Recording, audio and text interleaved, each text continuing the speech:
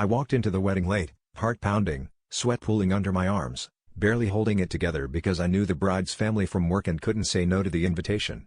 The air was thick with perfume and gossip, and as I slid into a pew at the back, I caught a few eyes darting my way, lips curling in half-hidden smirks.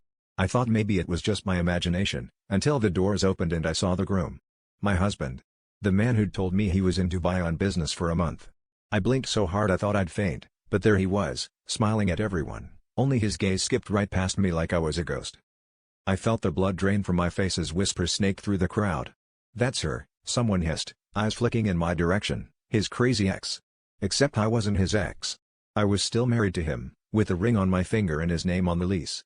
My hands shook, and for a split second, I wondered if I'd lost my mind. I tried to stand, to leave, but my knees buckled and I had to sit back down as the ceremony started. They all looked so happy up there, the new couple, their families. No one knew he'd been spending his nights with me just 2 weeks ago, telling me he loved me, promising we'd work it all out. The reception was a blur of champagne and forced smiles. I cornered him by the bathrooms, my voice shaking, demanding answers.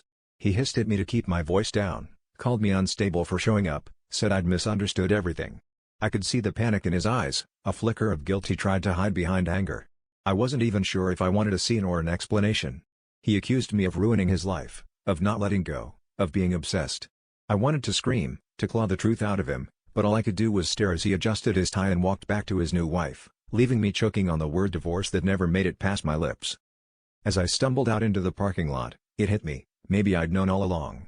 Maybe every lie, every late night and secretive call, was a warning I refused to see. I thought the worst thing was losing him, but the real betrayal was how easily I let myself become the ghost in someone else's story, clinging to a love that was never really mine. The only thing crazier than what he did was how desperately I wanted to believe he never would.